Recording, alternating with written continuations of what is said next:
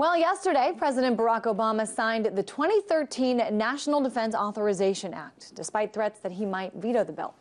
He then released a statement saying, in part, that he's approved the annual defense authorization legislation as he's done in previous years because it authorizes essential support for service members and their families.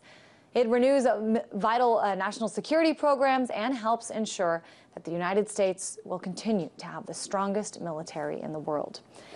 Now, the president went on to say he signed the law because he supports the majority of the provisions, but he does not agree with all of them, and then named several of those that he disagreed with. Section 533, for example, because he says the military already protects the freedom of conscience, and others like Sections 1027 and 1028, because they limit the powers of the executive branch.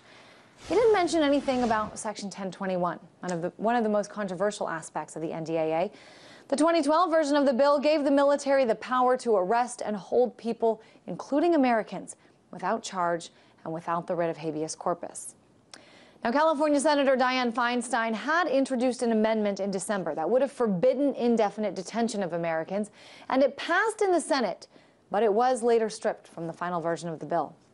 The executive director of the ACLU responded to all of this by saying this was a major fail on the part of the Obama administration, adding, quote, his signature means indefinite detention without charge or trial, as well as illegal military commissions, will be extended.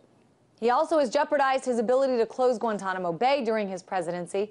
Scores of men who have already been held for nearly 11 years without being charged with a crime, including more than 80 who have been cleared for transfer, may very well be imprisoned unfairly for yet another year. The president should use whatever discretion he has in the law to order many of the detainees transferred home and finally step up next year to close Guantanamo and bring a definite end to indefinite detention. That end doesn't appear to be anytime soon. This newly signed law could be an early sign that despite a fresh start, we could be looking at more of the same from President Obama's first term.